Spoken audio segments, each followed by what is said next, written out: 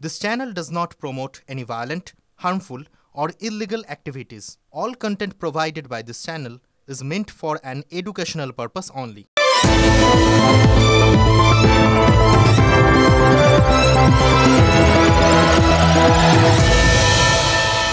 টাকা কার থেকে বাঁচিয়ে রাখা উচিত?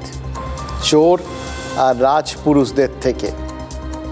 মৌর্য যুগেরও আগে নিজের ছাত্রকে শিক্ষা দিয়েছিলেন চাণক্য, আর সেই ব্রহ্মচারী ওই শিষ্য সেটা রাজা ধনানন্দের সামনে দাঁড়িয়ে নির্ভয়ে বলেও দিয়েছিলেন।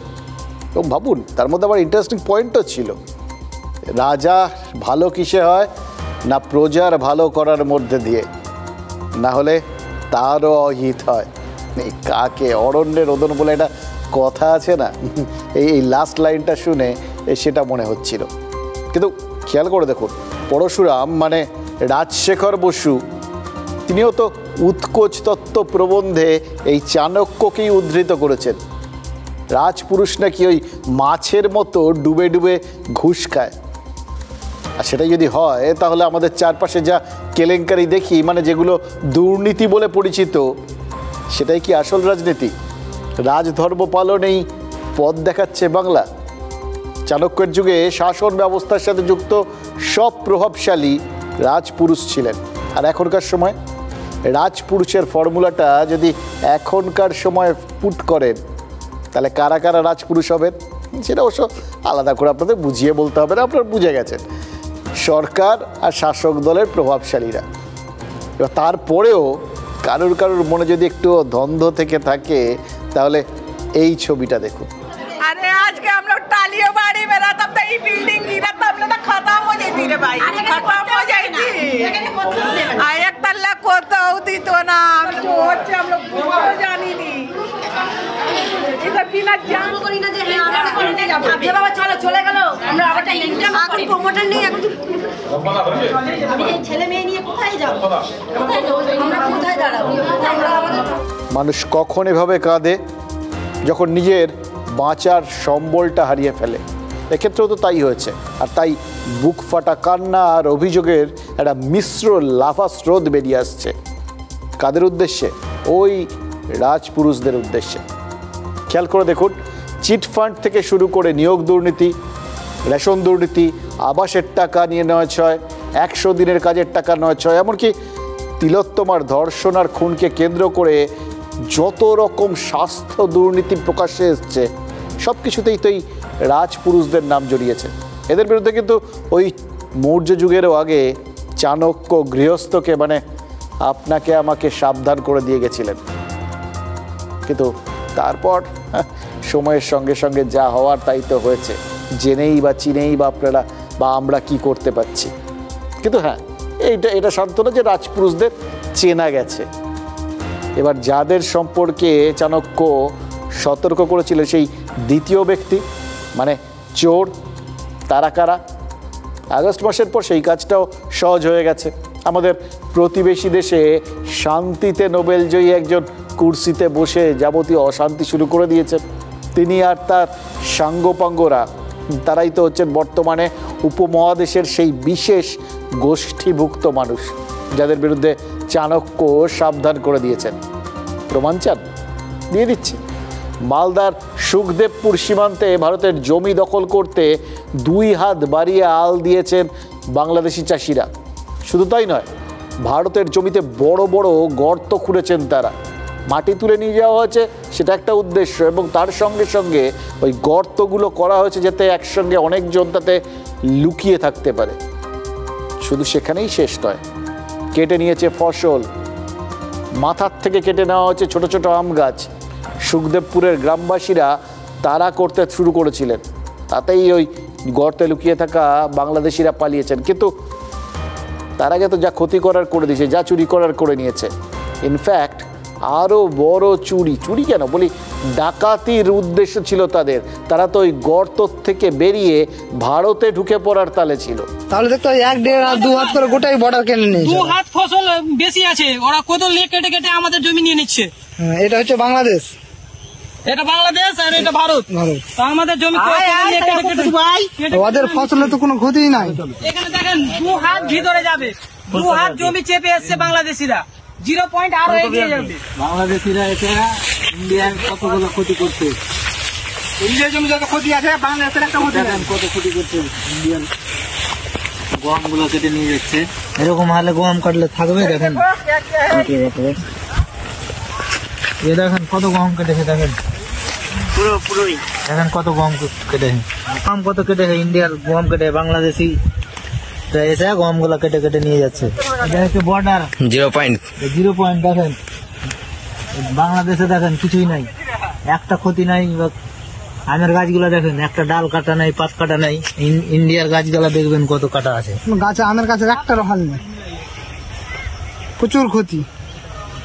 ভারতের গাছ আমের ওটা মাটি নিয়ে গেছে, ওরা বলে মাটি বাংলাদেশের লোক ইন্ডিয়ার জমি মাটি খুঁড়ে নিয়ে যাচ্ছে মাথায় বয়ে। প্রায় 1 মানুষ গর্ত হয়ে যাবে এখানে, প্রায় 1 বুক গর্ত আছে এখানে, 1 বুক গর্ত করে সীমান্ত লাগি বর্ডারে মাটি নিয়ে যাচ্ছে বাংলাদেশ। এটা আমাদের ভারতের গাছ। ভারতের গাছগুলো আমের একটা দোকান নেই, কি বলবো, অনেক তারা সবাই আসছে, ছেলে বউ শাশুড়ি সবাই মিলে এসে কেটে নিয়ে যাচ্ছে। এবার বাংলাদেশের গাছগুলো দেখাও তো। বাংলাদেশের এত সুন্দর সুন্দর গাছ, আমের পাতা, কোনো ক্ষতি নাই আমের গাছ। আমাদের চাষিরা চোখে আঙুল দিয়ে দেখিয়ে দিচ্ছেন, এরপরেও প্রমাণ চাই। ওপারের বাংলাদেশের চাঁপাই নবাবগঞ্জ, সেখানকার মানুষজন কি কাণ্ডটা করেছেন বুঝতে পারছেন? এটাকে সোজা বাংলায় চুরি ছাড়া কি বলবেন? আগস্ট মাসের পদ্মার ওপারে এটাই কি প্রধান পেশা? শুধু তো আমাদের ফসল লুট করছে না, দিনাজপুরে হিন্দু চাষিদের জমির ধান শুইয়ে দিয়ে গেছে জামাতিরা। বাংলাদেশের জামাত আর বিএনপি পাল্লা দিয়ে তোলাবাজি চালিয়ে যাচ্ছে বলে অভিযোগ। সে দেশে একে বলে আবার চাঁদাবাজি। ব্রাহ্মণবেড়িয়ার পরিমল সরকার নামে এক স্বর্ণকারের দোকানে হামলা চালিয়েছে চাঁদাবাজরা, মাথায় ধারালো অস্ত্রের কোপ বসিয়ে দিয়েছে। আজ গাজীপুর বাজারে অগ্নিকাণ্ডের ছবিটা ভাইরাল হয়েছে। গোটা বাজারটাকে কেন জ্বালিয়ে দিয়েছে জানেন? সবজি বিক্রেতারা চাঁদা দিতে চাননি, সেই জন্যই বিএনপির চাঁদাবাজরা আগুন লাগিয়ে দিয়েছে। এমন দেশের মানুষ যে আমাদের দেশের মাটি, ফসল, আম গাছের ডাল কেটে নিয়ে যাবে, তাতে আর আশ্চর্যের কী আছে? বসন্তকাল চলছে তো, কোকিলের দেখা তো এই সময়ই পাওয়া যায়।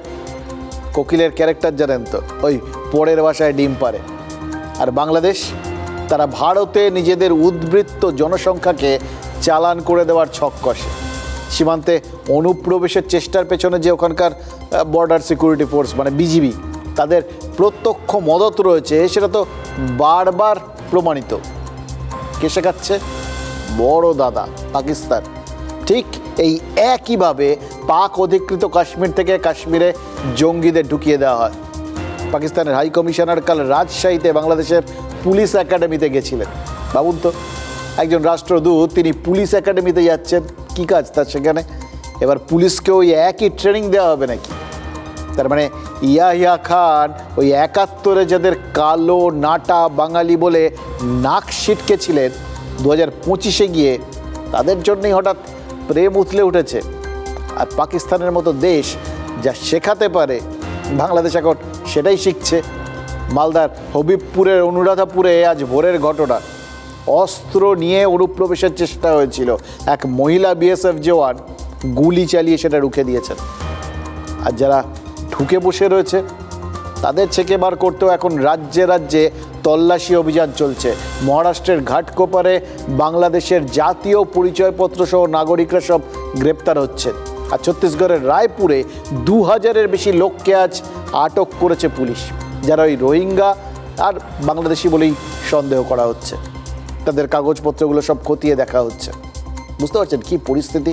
ছত্তিশগড় সরকার বলছে এই অবৈধ বসবাসকারীরা রাজ্যে আইন শৃঙ্খলার সমস্যা তৈরি করেছে। এটাই তো করার জন্য এদের পাঠানো হয়েছে, এটাই তো সহজ সত্যি কথা। कानून व्यवस्था के लिए भी खतरा है, आम लोगों के लिए भी खतरा है, जिनकी कोई आइडेंटिटी नहीं, कहां से आए हैं, कौन हैं, क्या करते हैं। আরব্য রজনীতে আলিবাবা 40 চোরের গল্প পড়েছিলেন না? হ্যাঁ, এখন দেখুন রাজ্যে রাজ্যে হাজার হাজার চোর, সম্ভাব্য চোর। বিজেপি নেতারা অভিযোগ করতে শুরু করেছেন ভারতে নাকি 5 কোটি বাংলাদেশি অবৈধভাবে রয়েছেন। এর পেছনে যুক্তি কি? বাংলাদেশে জন্মহার যা, সেই অনুপাতে নাকি সে দেশের জনসংখ্যা বাড়ে না। তার মানে জনসংখ্যার একটা অংশ ভারতে ঢুকে যায়, এটা তো এক পক্ষের দাবি। অনেকটা সেই আপনারা আমার বাড়িতে ওই পাম্পের ট্যাঙ্কের সঙ্গে একটা দেখবেন ওভারফ্লো পাইপ লাগানো থাকে, বাড়তি জলটা সব ওই পাইপ দিয়ে বেরিয়ে যায়। বাংলাদেশে ওরকম একটা পাইপ টাইপ লাগিয়ে রেখে দিয়েছে আর কি, যখনই জনসংখ্যাটা বাড়ে সেটা আমাদের দেশে ঢুকে পড়ে। তবে হ্যাঁ, হাসিনা বিদায়ের পর সীমান্তে নজর পড়তেই কিন্তু ধরা পড়ছে সেটা। অনুপ্রবেশের চেষ্টা যে নিয়মিত হয় সেটা এখন আমরা জানতে পারছি। তাই কি বাজেট অধিবেশনেই ইমিগ্রেশন অ্যান্ড ফরেনার্স বিল আনতে চলেছে মোদী সরকার। তার মানে কি চোর রুখতে গৃহস্থের হাতে কড়া আইনের তালাচাবি দিতে চলেছে সরকার, সেই উদ্যোগই নিয়েছে তারা। আর রাজপুরুষদের কি হবে? চাণক্য তো চোরের পাশাপাশি রাজপুরুষকেও সমান বিপজ্জনক বলে গেছেন, তাদের কথাও বলবো, কিন্তু বলার আগে মনে রাখতে হবে চাণক্যেরই একটা শ্লোক, সত্যম ব্রাত প্রিয়ম ব্রাত ন ব্রাত সত্যম অপ্রিয়ম। সত্য বলুন, ভালো সুন্দর কথা বলুন, কিন্তু খবরদার অপ্রিয় সত্য কথা বলবেন না। চাণক্য অপ্রিয় সত্য কথা বলতে নিষেধ করেছেন, মেনে নেওয়াই উচিত, কিন্তু উপায় কি বলুন তো? রাজপুরুষদের ভালো লাগুক চাই নাই লাগুক, আমরা তো নিরুপায়। তাই সেই কথাগুলোই আজকেও বলতেই হবে, যে কথাগুলো আপনারা জানেন, না বললেই নয়।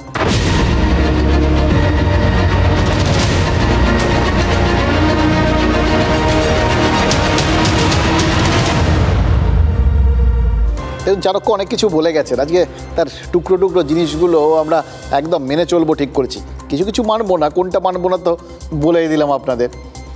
আরেকটা কথা মানবো, কোনো কাজ হাফ ডান মানে অর্ধেক করে ছেড়ে দেওয়া উচিত নয়। চাণক্যর নীতি মেনেই চোরেদের কথা তো বিস্তারিতভাবে বলেছি, তাই রাজপুরুষদের কথাও বিস্তারিতভাবেই বলতে হবে, নাহলে চাণক্যের বিশ্বাসযোগ্যতা নিয়ে প্রশ্ন উঠতে পারে। এখনকার রাজপুরুষরা বলতে পারেন যে চাণক্যর বাক্য চোরেদের ক্ষেত্রে খাটবে, সেটা তো বুঝতে পেরেছি, কিন্তু আমাদের ক্ষেত্রে খাটে না। এই সুযোগটা রাজপুরুষদের তো দেওয়া যাবে না, কারণ প্রমাণ এক্ষেত্রেও আছে। আর প্রমাণ যখন আছে তখন আর অপ্রিয় সত্য বলতে কিসের অসুবিধা? একটা বহুতল আর একটা বস্তির কথোপকথন, এটা অদ্ভুতভাবে এখন মিলে যাচ্ছে না? একটু কথাগুলো ভালো করে মনে করে দেখুন তো। 10 তলা বাড়ির কল্যাণে বস্তির দম বন্ধ হয়ে আসছে, তার প্রাণ ওষ্ঠাগত। এরকমই একটা কথোপকথন কি কলকাতা শহরে হয়েছিল আজ থেকে বছর 2 আগে, 2023 সালে ট্যাংরায় 3-4টে টালির বাড়ি সেই সময় ভেঙে ফেলা হয়েছিল। কারণ ওই টালির ঘরগুলোর পাশে একটা বহুতল তৈরি হয়েছিল, আর সেই ফ্ল্যাট বাড়ির কারণে নাকি টালির ঘরগুলোয় ফাটল ধরেছিল। তো যারা টালির চালের নিচে থাকতেন তারা ঠিক করেন যে তাহলে আর কি উপায়, এই জায়গাটাও প্রমোটারের হাতেই তুলে দেবেন। এবার ফ্ল্যাটের পাশে ফ্ল্যাট তৈরি হবে, এ তো প্রমোটারের জন্য একটা মানে অসাধারণ একটা প্রস্তাব, সুযোগটা একদম লুফে নেন প্রমোটার। টালির বাড়ি ভেঙে জমি খালি করে শুরু হয় বহুতল নির্মাণ, আর এই বহুতলই আমার প্রমাণ। চাণক্য যে রাজপুরুষদের সম্পর্কেও ভুল বলেননি, তাদের ক্যারেক্টার বুঝতেও যে তার কোনো ভুল নেই, এমনকি সেটা যে এখনও খেটে যেতেই পারে সেটার প্রমাণ ওই নির্মীয়মান বহুতল। কলকাতার মেয়র, রাজ্যের পুরমন্ত্রী ফিরহাদ হাকিম কদিন আগে কি বলেছিলেন? ট্যাংরার ওই আন্ডার কনস্ট্রাকশন বাড়িটার জন্যই নাকি পাশের ফ্ল্যাটটা হেলে পড়েছে। সপ্তাহ 2 আগে ট্যাংরায় যখন একটা বাড়ি হেলে পড়ে তখন অনেকেই আলাদা করে ট্যাংরাকে আর কোনো গুরুত্ব দেননি, কারণ যখন তখন বাড়ির হেলে পড়া রোগটা কলকাতায় তো মানে রীতিমতো সংক্রমিত হয়ে গেছে। সব বড় বড় লম্বা লম্বা একটেরে বাড়ি, তো দাঁড়িয়ে থাকতে থাকতে ক্লান্ত হয়ে ওর কাঁধে মাথা রেখে হয়তো একটু ঘুমানোর চেষ্টা করছে আর কি। কথা নেই বার্তা নেই, একজন আরেকজনের গায়ে ঢলে পড়ছে। ঢলাঢলি কথাটা খারাপ, কিন্তু এর থেকে ভালো উদাহরণ মানে এই কলকাতার ফ্ল্যাটগুলো এর আগে দেখেনি।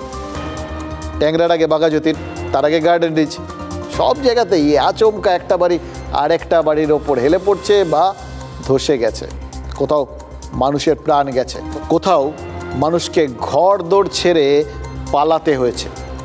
ওই শুরুতে দেখাচ্ছিলাম না ওই কান্নার দৃশ্যগুলো, বুক ফাটা কান্না, ওই মানুষগুলোকেও তো ওইভাবেই তাদের হেলে পড়া বাড়ি সেটাকে ছেড়ে পালাতে হচ্ছে। সর্বস্বর মধ্যেই ছিল, কিন্তু ছেড়ে দিতে হচ্ছে। কাঁদবেন না তো কি করবেন? কাদের জন্য হচ্ছে? দেখুন, এইরকম একটা বাড়ি আরেকটা বাড়ির ওপর ঢলে পড়া, মানে এটাকে আপনারা ওই ঢলাঢলি বলুন আর যাই বলুন, এর কারণে আগে মানুষের চরিত্রের দোষ দিত লোক, আর এখন বাড়ির ক্যারেক্টার নিয়ে কথা বলছে।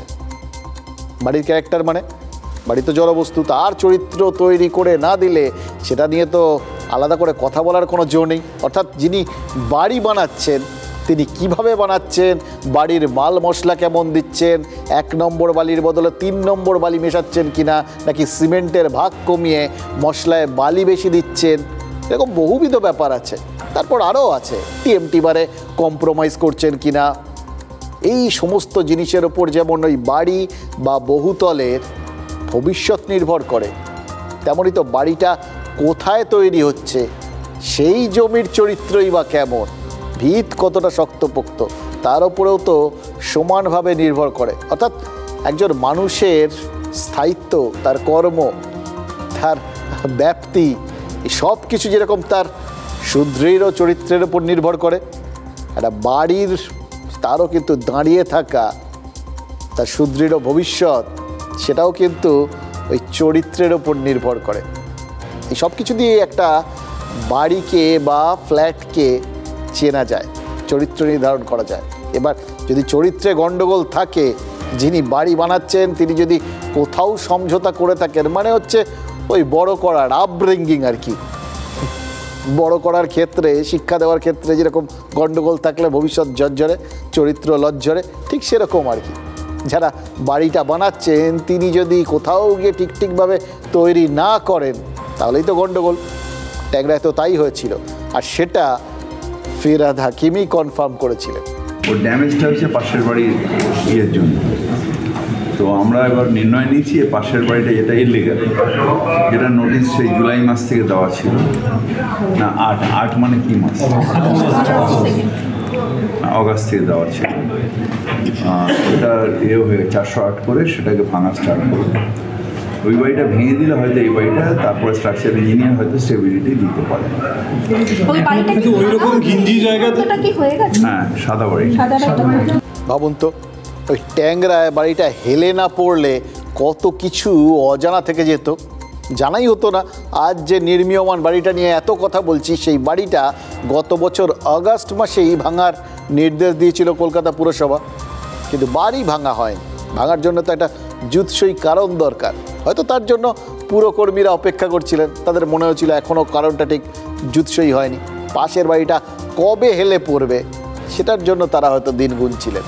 দিন 15 আগে সেটা যখন ঘটে গেল, তারা বুঝলেন হ্যাঁ এইবার সময় হয়েছে। ওই যেরকম কুম্ভ স্নানের সময় থাকে, মুহূর্ত থাকে, ঠিক সেরকম তাদের মনে হলো এবার ওই অগস্ট মাসের নির্দেশকে কার্যকর করতে হবে। মুহূর্ত, শুভ মুহূর্ত, যেমন ভাবা তেমন কাজ না, সেটা যে সবসময় হয় না সেটা পুরকর্মীরা সম্ভবত আজ টের পেয়েছেন। তারা ট্যাংরায় সাদা রঙের নির্মীয়মান বাড়িটা ভাঙতে গেছিলেন, ভাঙতে পারেননি। কারণ আবার সেই কান্না। কারণ যাদের ওই ফ্ল্যাটটা তৈরি হলে থাকার কথা, যারা নিজেদের জায়গা জমি ওই প্রমোটারকে ছেড়ে দিয়েছিলেন শুধু মাথার ওপর এক চিলতে ছাদ পাবেন বলে, তারা বাধা দিয়েছেন। কিছুতেই পুরকর্মীদের বাড়ির গায়ে হাত দিতে দেননি। পুরকর্মীরা পুলিশ নিয়ে গেছিলেন, তাতেও কাজ হয়নি। একদিকে পুরকর্মী আর পুলিশ, আর আরেকদিকে যাদের বাড়ি ভাঙা হবে তারা। কান্নাকাটি, ঝগড়াঝাটি, ধমক টমকের মাঝে একটাই কথা উঠে এসেছে, আগে পুনর্বাসন, তারপর ভাঙা। আর বাড়ি যদি ভাঙা হয় তাহলে যাদের ফ্ল্যাট পাওয়ার কথা, যাদের ওখানে থাকার কথা, তাদের কী হবে? তারা কোথায় যাবেন? সেটা তো আগে পুরসভাকে ঠিক করতে হবে, তারপর তারা বাড়ি ভাঙতে দেবেন। ভাবতে পারেন তো যে একটা বাড়ি বেআইনি, তার মধ্যে ওই শুনলেন বলছেন যেটার বেআইনি, এবার সেটা ভাঙা হবে, তাতে যারা থাকবে তাদের কথা কেন পুরসভা ভাববে?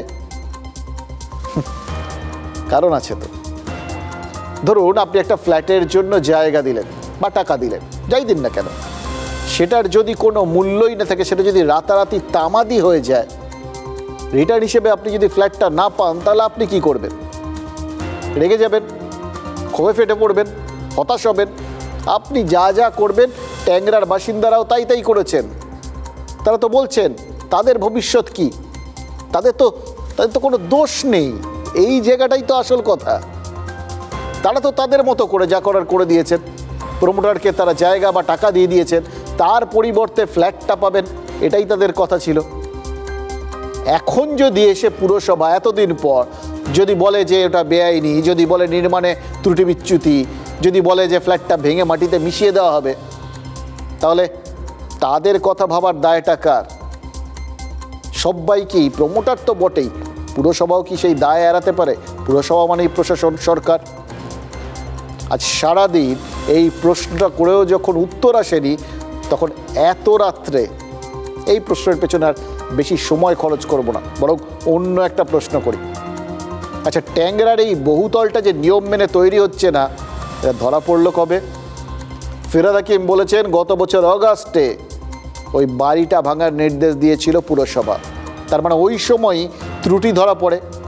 এবার প্রশ্ন, কোন নিয়মটা মানা হচ্ছিল না সেটা কি জানা গেছে? হ্যাঁ, গেছে। যারা ট্যাংরায় থাকেন উত্তরটা তারাই দিয়েছেন।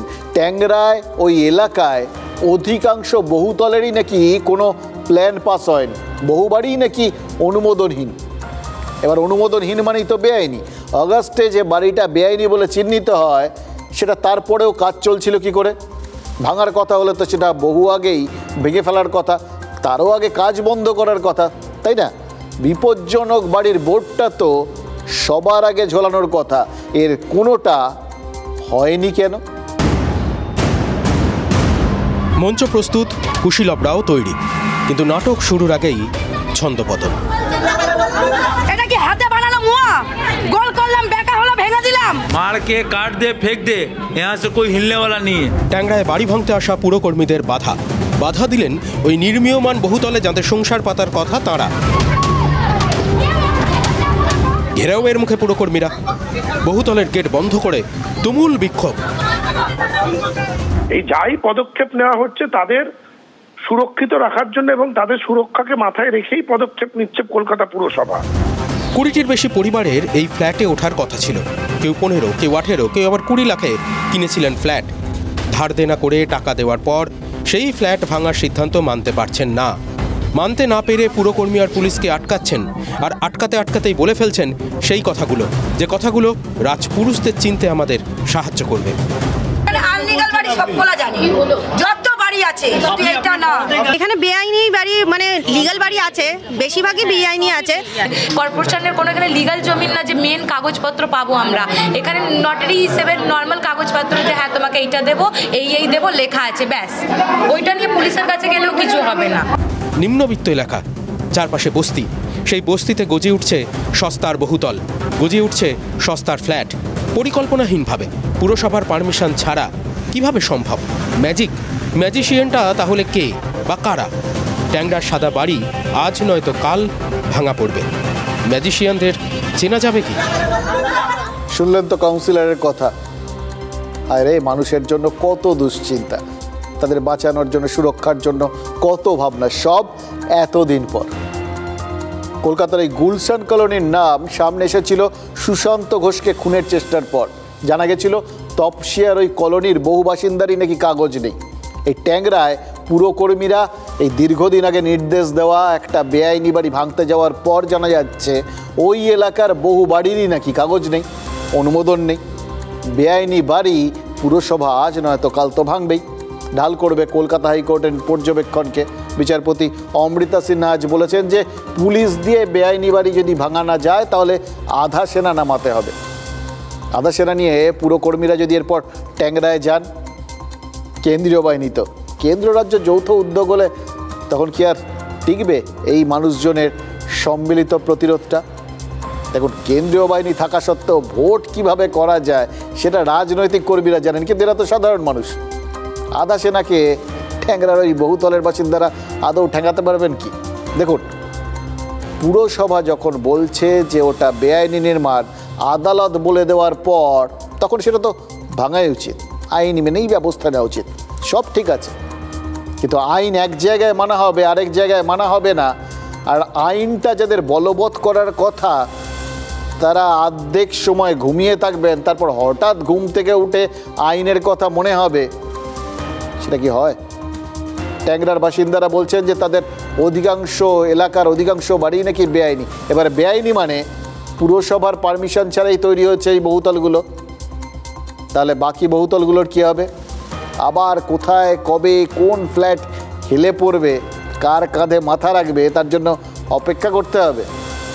তার থেকেও বড় কথা, একটা খেয়াল করে দেখুন, ভাই ব্যাঙের ছাতার মতো বেআইনি বাড়িগুলো যে তৈরি হয়ে যাচ্ছে, অনুমোদনহীন বলা হচ্ছে, তারপরেও কিন্তু তাতে পুরসভার জলের লাইন আসছে, বিদ্যুতের লাইন আসছে, সবই কিন্তু একটার পর একটা পারমিশন পেলে আরেকটা এরমভাবে চলে।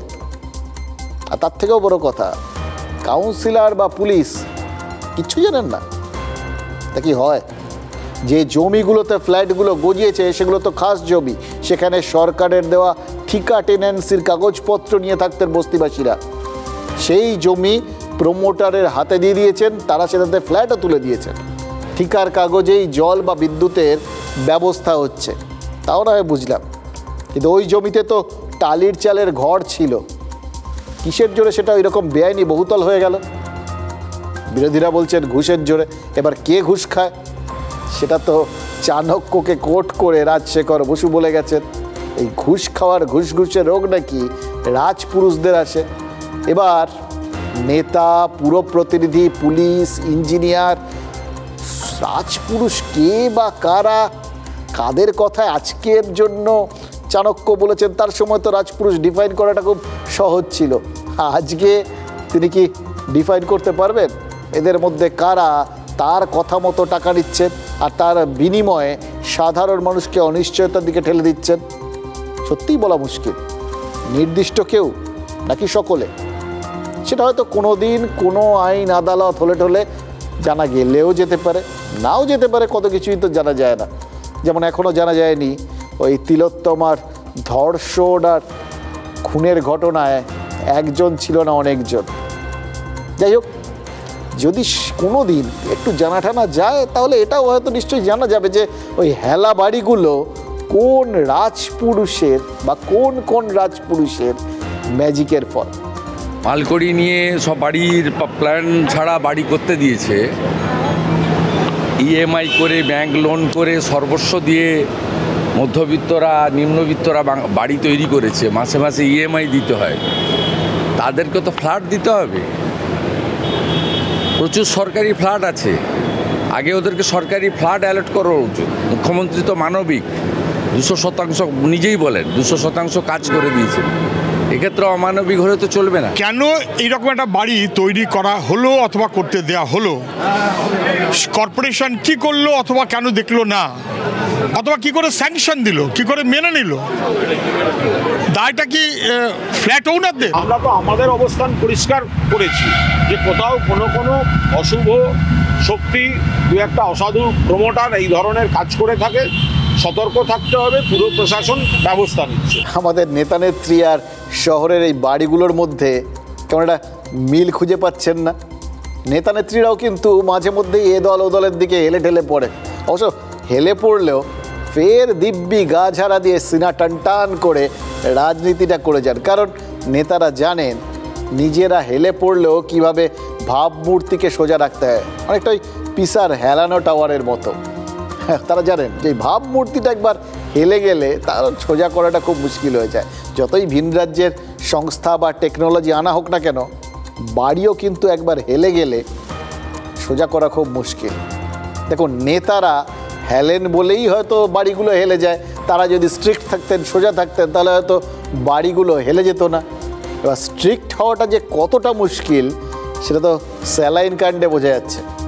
ওটাও তো ওই হেলা বাড়িগুলোর মতোই অবহেলায় হেলে পড়েছে।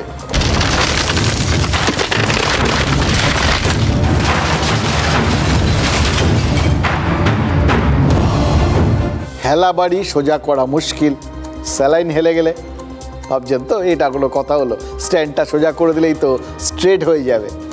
না, একদমই না। ব্যাপারটা মোটেও এত ইজি নয়, বরং যত দিন যাচ্ছে এই তরল স্যালাইন যে অত্যন্ত কঠিন একটা সাবজেক্ট সেটা প্রকট হচ্ছে। স্যালাইন কাণ্ডে প্রসূতি মৃত্যুর পর দোষটা ওই বিষাক্ত স্যালাইনের ওপর না চাপিয়ে সরকার কাদের ওপর দায়টা ঠেলেছিল? ওই জুনিয়র ডাক্তারদের দিকে। ডাক্তার আর জুনিয়র ডাক্তারদের শাস্তিও দেওয়া হয়েছিল, কিন্তু কেন বাতিল হওয়া স্যালাইন ব্যবহার করা হচ্ছে, কেন রোগীদের নিয়ে ছেলে খেলা করা হচ্ছে, এই প্রশ্নগুলোর উত্তর খোঁজার কোনো চেষ্টাই হয়নি। চক্রান্তের তত্ত্ব খোঁজার চেষ্টা হয়েছে, কিন্তু আসল জিনিসটা ছোটবেলা না দাদু একটা কথা খুব বলতো জানেন তো, ঘুরাইয়া জল খাওয়া।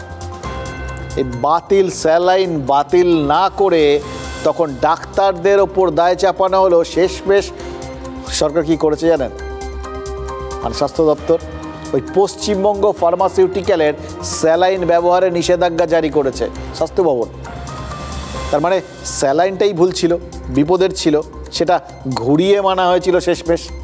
এবার নেক্সট স্টেপ আরও মজা, বিকল্প হিসেবে ফার্মা ইমপেক্সকে বরাদ দিয়েছিল স্বাস্থ্য ভবন। সেই সংস্থারও উৎপাদন বন্ধের নির্দেশ দিতে হলো এবার, কারণ সেখানেও গরমিল ধরা পড়েছে। বারুইপুরে ওদের যে প্ল্যান্ট সেখানে পরিদর্শন করতে গেছিল স্বাস্থ্য দপ্তরের টিম, তারপরেই নিষেধাজ্ঞা জারি করা হয়েছে। আগের স্যালাইনটা 7ই জানুয়ারি ব্যান হয়েছিল, আর বর্তমানেরটা ব্যান হলো কাল, মানে 29শে জানুয়ারি। মানে একটা স্যালাইন বাদ দিয়ে আরেকটা স্যালাইন দেওয়া হয়েছে কতদিন? 22 দিন। 22 দিনে লাখ লাখ স্যালাইন দেওয়ার পর জানা গেল যেটা দেওয়া হচ্ছে সেটাতেও গন্ডগোল। এবং তার থেকেও বড় কথা, তাতে কি হয়েছে আমরা এখনো জানি না, সেগুলো তো পরে আরও গন্ডগোলটা ছোট না বড় সে তো পরে বুঝবো। আসল আরেকটা গন্ডগোল তৈরি হয়ে গেছে মাঝখান থেকে। এই যে পুরনো স্যালাইন বন্ধ, নতুন স্যালাইনের উৎপাদন সেটাও বন্ধ, এবার স্যালাইন আসবে কোত্থেকে? বিকল্প ব্যবস্থা কি সেটার কোনো দিশা নেই। কাল থেকে কি হবে? সরকারি হাসপাতালে রোগীদের শরীরে কি স্যালাইনের বোতলে ডিস্টিল ওয়াটার দেওয়া হবে? কেউ জানে না। দেখুন, যে কোনো খেলার না একটা টাইম লিমিট থাকে, আপনারা জানেন সেগুলো। ফুটবলে 90 মিনিট, ক্রিকেটে ওই 20 ওভার বা 50 ওভার, এই সমস্ত। যদি টেস্ট খেলা হয় তাহলে 5 দিন। স্বাস্থ্য নিয়ে ছেলে খেলার সত্যি কি বলুন তো, মানে যে ছেলে খেলাটা চলছে সে খেলাটার কোনো কিছু লিমিটই নেই। আবার ডাক্তাররাই দায়ী হবে? মানে এটা তো খুব স্বাভাবিক, ডাক্তারদের উপরে দোষ চাপিয়ে দেওয়া। যে পেশেন্ট এবং চিকিৎসক তাদের মাঝে একটা জায়গা হচ্ছে চিকিৎসা ব্যবস্থা। এই চিকিৎসা ব্যবস্থার মধ্যে যারা আছে তারা ডাক্তারদেরকে হাতের পুতুলের মতো নাচাচ্ছেন, এবং সেই জায়গাটাই আমাদের কথা ছিল এবং সেই জায়গাটা নিয়েই আমাদের আন্দোলন ছিল। এখানে বড় বড় সংস্থা যেগুলো ওষুধ সাপ্লাই দেয়, স্যালাইন সাপ্লাই দেয়, সেগুলো অন্যান্য রাজ্যে ব্যান্ড হয়ে যায়, কিন্তু এই রাজ্যে টাকা কড়ি খাইয়ে তাদেরকে সুযোগ দেওয়া হয়। মধ্যপ্রদেশের ইন্দোরে কারখানা ছিল, ওখানে ব্যান হয়, পশ্চিমবঙ্গে আসে। এই প্ল্যানটা তো মমতা ব্যানার্জি বসিয়েছে, হামিদুর রহমানকে দিয়ে বসিয়েছে। এই কারখানা থেকে তৃণমূলের লোকরা এসে, এমএলএর লোকরা এসে প্রত্যেক মাসে 2 লক্ষ টাকা চাঁদা নিয়ে যায়। সরকারি ব্যবস্থার যে সদিচ্ছার প্রশ্ন, যে অ্যাম্বিগুইটির প্রশ্ন লুকিয়ে আছে, যে দুর্নীতির চিত্র লুকিয়ে আছে, কোনো জায়গায় সহমতে না পৌঁছাতে পারি, রাজ্য সরকার যদি সহমতে না পৌঁছাতে পারে, গুণমান নেই ওষুধ দ্বারা বারবার মরতে থাকবে। স্যালাইন কাণ্ডে কেলেঙ্কারি আর দুর্নীতির অভিযোগ উঠেছে। অভিযোগকারী আর অভিযুক্তের এই সম্পর্কটাই তো আসলে রাজনীতি, অন্তত রাজধর্ম পালনে সেটাই তো পদে পদে বোঝাচ্ছে সরকার। চাণক্যের মতাদর্শ শাসন ব্যবস্থার প্রত্যেকেই প্রভাবশালী আর রাজপুরুষ, সেটাই তো বলেছেন তিনি। আমাদের স্বাস্থ্য দপ্তরেও এরকম প্রভাবশালীরা কিন্তু রয়েছেন, যাদের এতটাই প্রভাব যে এই সমস্ত ব্যাপারগুলোকে দুর্নীতি হিসেবে দেখতেই পারছে না সরকার। তাই জন্য এটাকে চক্রান্ত বলে দেখতে চাইছে। এটা ওই ব্যতিক্রমী ব্যবস্থা সেরকম আর কি। কিন্তু উল্টোটা যদি হতো, যদি সমস্যাটাকে অ্যাড্রেস করা হতো, ব্যবস্থা নেওয়া হতো, আবার এই সমস্ত কথা বলার কোনো মানে হয়? সরকারেরটা বুঝবে, এটা সব আমাদের কাজ নাকি? কিন্তু আমাদের কাজ যারা আমরা সাধারণ মানুষ, আমজনতা, আমাদের যাদের সরকারি হাসপাতালে কারণে অকারণে ছুটতে হয়, কাল থেকে স্যালাইনটা পাওয়া যাবে তো? 3 ধরনের স্যালাইন মিলিয়ে বছরে 1,90,00,000 স্যালাইনের প্যাকেট লাগে সরকারি হাসপাতালে। মানে মাসে 16 লক্ষর মতো স্যালাইন লাগে। দিনে 50-60 হাজার স্যালাইন লাগবেই লাগবে। গত সপ্তাহেই ব্যারাকপুরের প্ল্যান্টে গিয়ে গরমিল পাওয়া গেছিল, তারপর কাল নোটিফিকেশন জারি হয়েছে। নোটিফিকেশন আজ পৌঁছে যাচ্ছে সব সরকারি হাসপাতালে। এবার ওই যার কাছে যতটা স্যালাইন এসছে তার মানে সেটাও ব্যবহার করা যাবে না। এবার নিষেধাজ্ঞাটা যদি এইভাবে মানে সত্যি সত্যি বলবৎ হয় তাহলে তো একটা ক্রাইসিস হবেই। এটা স্বাস্থ্য ভবন জানতো না, প্ল্যান বি নেই। এখানেই চাণক্যের নীতিটা, চাণক্য রাজনীতির দুর্নীতি আর গাফিলতিকে বুঝিয়েছে। আমরা আরও দুটো গাফিলতি দেখতে পেয়েছি। একটা দেখে অ্যাকশন নিয়েছে কলকাতা হাইকোর্ট, আর আরেকটা আমাদের ক্যামেরা দেখেছে। কোর্ট আজ বলেছে কাল বিকেল 5টার মধ্যে পশ্চিমবঙ্গ মেডিকেল কাউন্সিলের রেজিস্ট্রারকে স্বেচ্ছায় পদত্যাগ করতে হবে, না করলে সরিয়ে দেওয়া হবে, প্লাস সরকারি সুযোগ সুবিধা সব কেড়ে নেওয়া হবে। ভাবছেন তো কেন কোর্ট হঠাৎ এরকমভাবে কারুর একজনের বিরুদ্ধে এরকম তেরে ফুরে উঠল? কারণ সরকারের আগাম অনুমোদন ছাড়াই অবসরের সময় দিব্যি পেরিয়ে গেলেও তিনি নিজের পদে বসেছিলেন, মানে মাইনেও নিচ্ছিলেন আর কি। খুব মজা লাগছিল। ওই ছোটোবেলায় সেই বিজ্ঞাপনটা দেখেছিলাম না, আপনারাও অনেকে দেখেছেন, আপনাদেরও মনে পড়বে, সেই আমি তো এমনি খাই, ঠিক সেরকম এমনি মাইনে পাই। এসব না মগের মুল্লুকে হয়, জানেন তো। স্বাস্থ্য ব্যবস্থা যে মগের মুলুক এটা অবশ্য নতুন কথা নয়, কিন্তু নতুন হলো থেকেও না শেখাটা।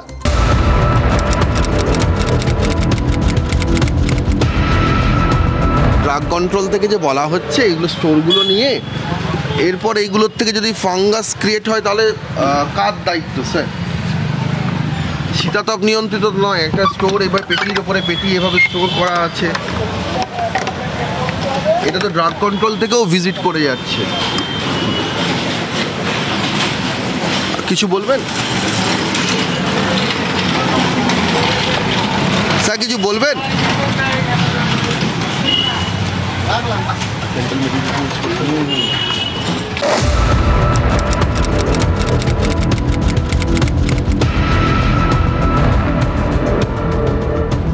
ওয়ার্ডে ফার্মা ইম্প্যাক্ট এখনো পর্যন্ত ওয়ার্ডে নিয়ে যাওয়া হচ্ছে। কোথায় নিয়ে যাচ্ছেন দিদি এই ওষুধগুলো?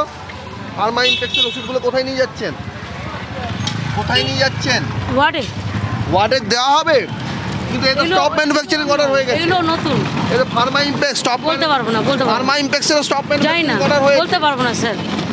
স্টপ ম্যানুফ্যাকচারিং অর্ডার হয়েছে ফার্মা ইম্প্যাক্টেরও, তা সত্ত্বেও ফার্মা ইম্প্যাক্টের ওষুধ ওয়ার্ডে নিয়ে যাচ্ছেন কর্মীরা।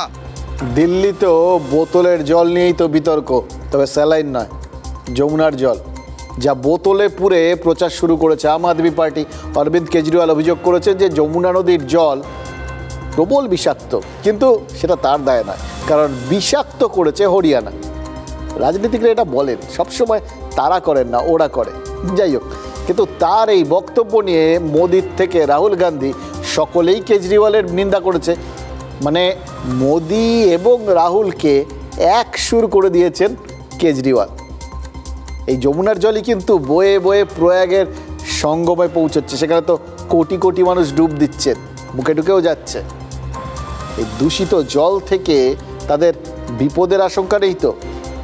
যোগী সরকার দুদিন আগেও মানে যদি এরকম পরিস্থিতি হতো ফলাও করে প্রচার করতে পারত যে কিভাবে কুম্ভের জল অস্বাভাবিক রকমের পরিশুদ্ধ রাখতে তারা সক্ষম হয়েছে। কিন্তু মৌনী অমাবস্যায় যোগীর ভাগ্যকেও তো বুঝি রাহু গ্রাস করেছে। 30 জনের মৃত্যু আর 60 জন আহত হওয়ার পর কে এই সুষ্ঠু ব্যবস্থাপনার বিজ্ঞাপনকে বিশ্বাস করবে বলুন তো? চাণক্যের থিওরিতে যোগীও তো একজন রাজপুরুষ, কিন্তু এখন তার পরিস্থিতি চোরের মায়ের মতো বা কুমিরের মতোও বলতে পারেন। কারণ কথা বলে না, চোরের মায়ের কান্না কেউ শোনে না, আর কুমিরের অশ্রুপাত সেটাও কেউ বিশ্বাস করে না, যার জন্য কুম্ভীরাশ্রু বলা হয়। গতকাল দুর্ঘটনার খবর বলতে গিয়ে যোগী কেঁদেছিলেন, তাতে কেউ কি মনে মনে হাসেননি? এর আগে শেষ কোনবার যোগী কেঁদেছিলেন? সংসদে কেঁদেছিলেন। ইউপিএ জমানায় গোরখপুরের হিংসায় নিজের অনুগামীদের মৃত্যুতে কেঁদেছিলেন, আর তারপরেই খেয়াল করে দেখুন তার রকেট গতিতে রাজনৈতিক উত্থান। গোরখপুরে কি বলা হয় জানেন?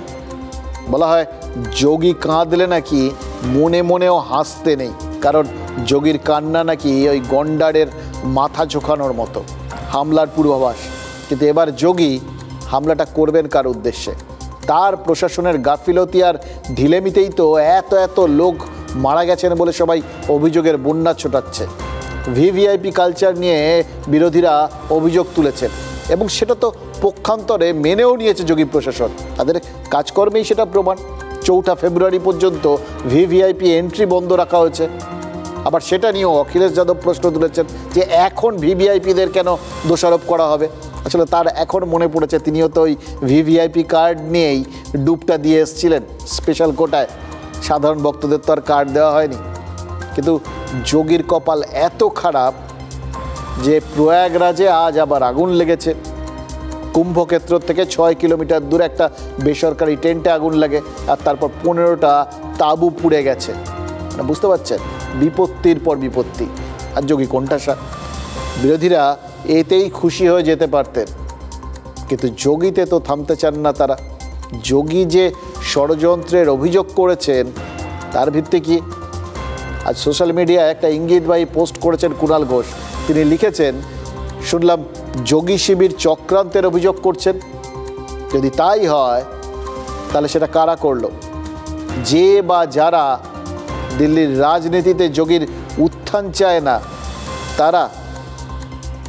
বুঝতেই পারছেন তো একটা কটাক্ষ লুকিয়ে আছে এই সোশ্যাল মিডিয়া পোস্টের মধ্যে। ইঙ্গিতটাও কি স্পষ্ট নয়? যোগী শিবির থেকে কিছু অদ্ভুত ব্যাখ্যা দেওয়া হচ্ছে, সেগুলো তাদের নিজেদের ব্যাপার কিনা তারা নিজেরা ঠিক করে বলুন। তো এগুলো কোনো মানেই হয় না। ব্যর্থতাটা যোগী সরকারকে এই ব্যর্থতাটা তো স্বীকার করতে হবে যে কেন্দ্রীয় সরকার এবং যোগী, কেন্দ্রীয় সরকার সহায়তা করেছে। মানে কেন্দ্র যেন আবার শুধু যোগীর উপর চাপিয়ে না দেয়। ছবি দেওয়ার সময় প্রধানমন্ত্রী, পুজো দেওয়ার সময় অমিত শাহ, দায় এড়ানোর সময় তারা সরে যাবেন, সেগুলো যেন না হয়। ভুল স্বীকারটা খুব ইম্পর্টেন্ট জিনিস, সেটা আমরা বুঝতে পারলাম আর কি। আমাদের সরকার ওসব ভুল করেই না, স্বীকার করবে কি? দেখুন, যোগী সরকার এতদিন মহাকুম্ভ মেলার সগৌরবে প্রচার করছিল, এখন মানে ওই মহাশিবরাত্রিটা পার করতে পারলে বাঁচে এমন অবস্থা হয়েছে। বাংলার বিজেপি নেতারাও কিন্তু স্বস্তিতে নেই, কারণ কুম্ভের বিপর্যয়ে বাংলার 2 জন মারা গেছেন। কলকাতার বাসন্তী পোদ্দার আর পশ্চিম মেদিনীপুরের উর্মিলা ভূঁইয়া। এই দুটো মৃত্যু কিন্তু বাংলার বিজেপির খাতাতেই যাবে, তাদেরই এটার দায়টা বইতে হবে। আর তার মধ্যে ময়নাতদন্ত না করেই নাকি ওই দেহ ছেড়ে দেওয়া হয়েছে বলে অভিযোগ। যথাযথভাবে ডেথ সার্টিফিকেট ওটা কি দেওয়া হয়নি, এ সমস্ত তো ওই মৃতের পরিজনরা বলছেন। তাহলে তারা ক্ষতিপূরণটা পাবেন কোন নথি দেখিয়ে? এবার এটা নিয়ে তৃণমূল নেতারা যথারীতি আঙুল তুলতে শুরু করবেন।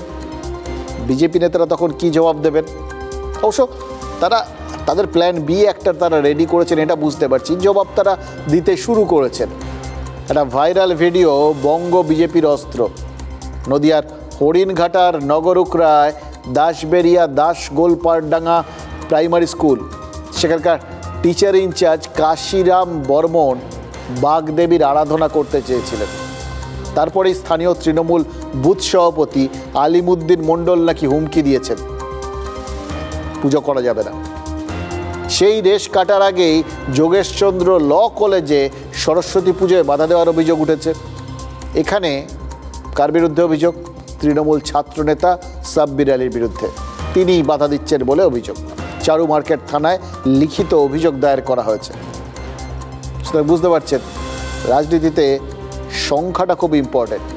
তৃণমূলের হাতে এক্ষেত্রে 2 কুম্ভ শহীদ, একজন জেলা, একজন কলকাতার। বিজেপির হাতেও 2টো তাস, জেলা সরস্বতী পুজোয় বাধা প্লাস কলকাতায় সরস্বতী পুজোয় বাধা, একেবারে 2:2। তারপর অতীতে কেন্দ্রীয় মন্ত্রী অমিত শাহ তিনি রাজ্যে এসে দাবি করেছিলেন যে বাংলায় নাকি সরস্বতী পুজো করতে দেওয়া হয় না। মুখ্যমন্ত্রী মমতা বন্দ্যোপাধ্যায় বলেছিলেন মিথ্যে কথা। এখন একেবারে দুটো হাতে গরম প্রমাণ বিজেপির হাতে এসে গেছে বলে তারা মনে করছেন। এবার তাই জন্য তারা কোথাও গিয়ে রাজনীতির দিক থেকে এই মুহূর্তে অন্তত তুল্যমূল্য অবস্থানে রয়েছেন, এটা ভেবে স্বস্তি পেতেই পারেন। কিন্তু স্বস্তি জিনিসটা যে ক্ষণস্থায়ী এটাও তাদের মাথায় রাখা উচিত।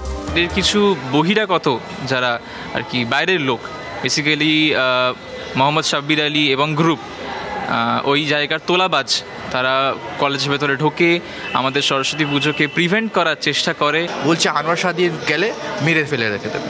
এটা কি ওদের এলাকা? আর্টিকেল 21 রাইট টু লাইফের আমরা একটা ফেস্টিভ্যাল সেলিব্রেট করার অধিকার চাইছি, প্রত্যেকটা স্টুডেন্টের কি অধিকার নেই? মালদা, মুর্শিদাবাদ, উত্তর দিনাজপুরের বহু এলাকা যেখানে হিন্দুরা সংখ্যালঘুতে পরিণত হয়েছে, সেখানে সরস্বতী পুজো উঠে গেছে। এইগুলোর মধ্য দিয়ে একটা সাম্প্রদায়িক বিভাজনের একটা বিষাক্ত গন্ধ আমি পাচ্ছি। যোগেশচন্দ্র কলেজে সরস্বতী পুজো হতে দিচ্ছে না, এসব হাস্যকর অভিযোগ। একবার গিয়ে দেখে আসুন না, জিজ্ঞাসা করছেন কারণ এইসব অবাস্তব কথাগুলো, রটনাটা ঠিক না। আমি অভিযোগ পেয়েছি, রাইট। আর কুণালবাবু যদি দেখতে চান তাহলে আমি সমস্ত ছবি দেখাবো। কুণালবাবু কিন্তু আর কোনোদিন বাড়ি থেকে বেরোতে পারবেন না সেই ছবি দেখলে। যদি মাননীয়ার হাতে আর রাজ্যের ভার থাকে তাহলে সারা পশ্চিমবঙ্গ থেকেই সরস্বতী পূজা উঠে যাবে। আর 2 দিন তারপরে তো সরস্বতী পুজো, কেউ রবিবার করবেন, কেউ সোমবার করবেন। হয় ওই সময়ের মধ্যে যোগেশচন্দ্র ল কলেজ আর নগরুখরার স্কুলটায় সরস্বতী পুজো হবে, না হয় হবে না। আর তারপর সেই ইস্যুটাকে মানুষের মনে বাঁচিয়ে রাখার জন্য রাজনীতি লড়ে যাবে। এটাই বিজেপির কাছে তো চ্যালেঞ্জ। কিন্তু কুম্ভ মেলা সেটা তো 26শে ফেব্রুয়ারি পর্যন্ত চলবে। নির্বিঘ্নে বাকি দিনগুলো পার করা এখন যোগী প্রশাসনের কাছে চ্যালেঞ্জ। আর বাংলার বিজেপি নেতাদেরও সেটাই প্রার্থনা, তাদের সুশাসনের মন্দিরের দেওয়ালেই যদি ফাটল ধরে বাংলার হেলা বাড়ি দেখিয়ে ভোট চাওয়া যাবে। কিন্তু নিজেদের ফাটলটাও কি বিজেপি মেরামত করতে পারছে?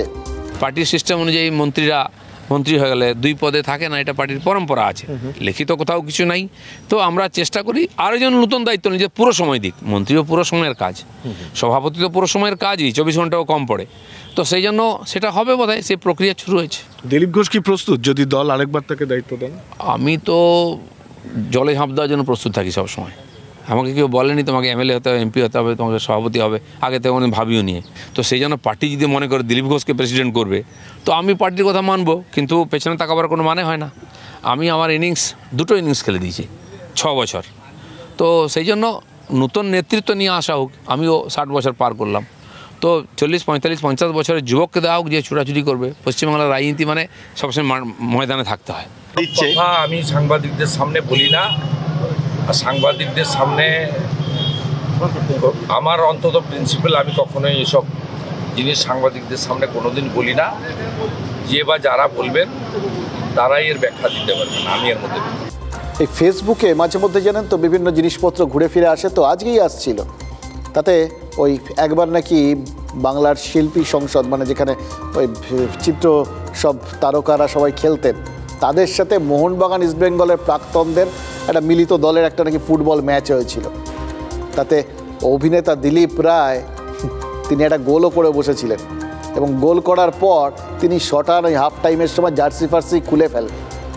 তো তাকে উত্তম কুমার এসে বলেন, আরে জার্সি খুলে ফেলেছো কেন? নামতে হবে তো। বলেন না না, ওই জানেন না, ফর্মে থাকতে থাকতে অবসর নিতে হয়। এরা মোহনবাগান ইস্টবেঙ্গল 2 দলের মিলিত টিমের বিরুদ্ধে গোল করে ফেলেছি, আর খেলতে নামছি না। ওটা ওই অবধি ধরে থাকাটা ভালো আর কি। এই একই জিনিসটা কোথাও গিয়ে দিলীপ ঘোষের কথা থেকে শুনে মনে হচ্ছিল। দুটো ইনিংস খেলে ফেলেছি, দুটোতেই তার দল অনেকটা বেড়েছিল। এবারে কঠিন পিচ, চান্স নিতে চাইছেন না, নাকি হালকা ইচ্ছেটাও কোথাও ভাসিয়ে দিচ্ছেন। কিন্তু এটা পরিষ্কার করে দিচ্ছেন যে সভাপতি বদল তো হতেই হবে। আর সঙ্গে একটা ওই নতুন একটা ধাঁধা দিয়ে দেন তো তারা মাঝে মধ্যে, 45 বছর জুড়ে দিয়েছেন, রাজ্য সভাপতি 45 বছরের হতে হবে। দেখুন, বিজেপির সংবিধানে কিন্তু এরকম কথা কোথাও লেখা নেই। এটা দিলীপ ঘোষের ব্যক্তিগত বিধান। কেন?